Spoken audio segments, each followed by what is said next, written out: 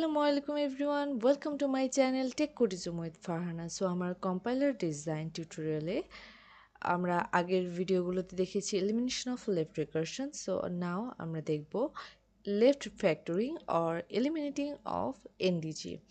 So ফার্স্টে আমাদের একটু জানতে হবে যে কেন আমরা এটি ইউজ করি আর এটার কাজটা কি, তাহলে আমরা পরে প্রবলেম সলভ করতে গেলে বুঝতে পারবো। অ্যান্ড আমরা এখানে টোটাল 6টা প্রবলেম সলভ করব অ্যান্ড আশা করি বোঝানো আগে আমরা এটা জেনে নিব অ্যান্ড প্রবলেমগুলো সলভ করার পরে আর আপনারা যে ধরনের প্রবলেমই হোক সলভ করতে পারবেন। ওকে, লেটস স্টার্ট। অ্যান্ড এখানে আমি পুরো লাইনটা না পড়ে আমি আপনাকে শর্টে বলে দিচ্ছি এটা বিষয়টা কি।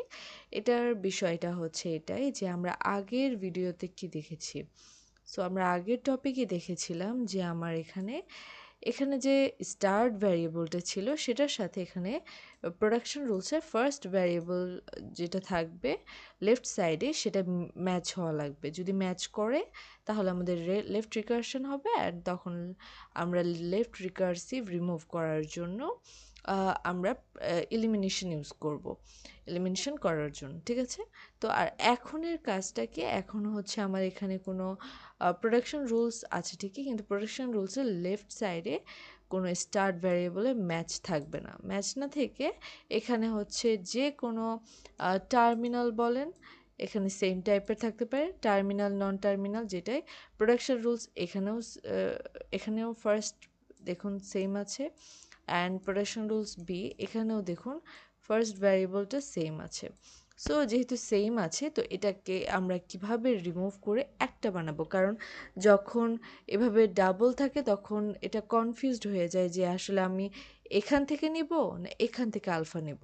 সো সেই কনফিউশনটা দূর করার জন্য আমরা সেটাকে একটা রাইট ওয়েতে লেখার চেষ্টা করব। তো সেটাই প্রসেস। তো এখানে আমরা দেখি এখানে কি বলা আছে, if we have this type of production rules, যেখানে আমার প্রোডাকশন এ অ্যান্ড প্রোডাকশন এক আর প্রোডাকশন দুই সেম অ্যান্ড গামা আছে অবশ্যই।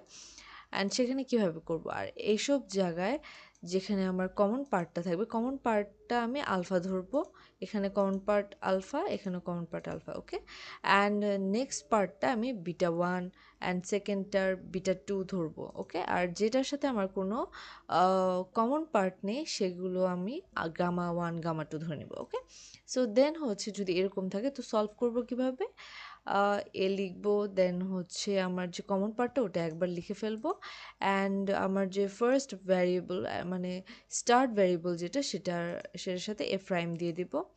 এখানে এ আছে দেখে আমি এফ প্রাইম বসালাম, এস থাকলে এস প্রাইম হতো।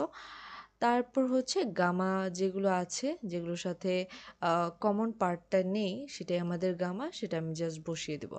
অ্যান্ড তারপর হচ্ছে আমরা যে এ প্রাইমটা পেয়েছি সে এ প্রাইমটা আবার লিখব, অ্যান্ড দেন হচ্ছে এ প্রাইমের মধ্যে আবার এগুলো ঢুকিয়ে দেবো, যার মানে বোঝানো যাচ্ছে যে এ প্রাইমটা কমনভাবে এই দুটোকেই বোঝাচ্ছে।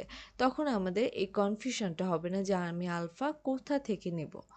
ঠিক আছে, এর জন্যই হচ্ছে এই রুলসটা ইউজ করা হচ্ছে। তো এখানে দেখুন, তারপর লাস্টের পার্টটা আমরা কি করছি, এখানে আলফা বাদে যে বিটা পার্টটুকু আছে ওটুকু বসিয়ে দিয়েছি, এখানেও বিটা পার্ট যেটুকু আছে ওটুকু বসিয়ে দিয়েছি। Simple rules. ওকে,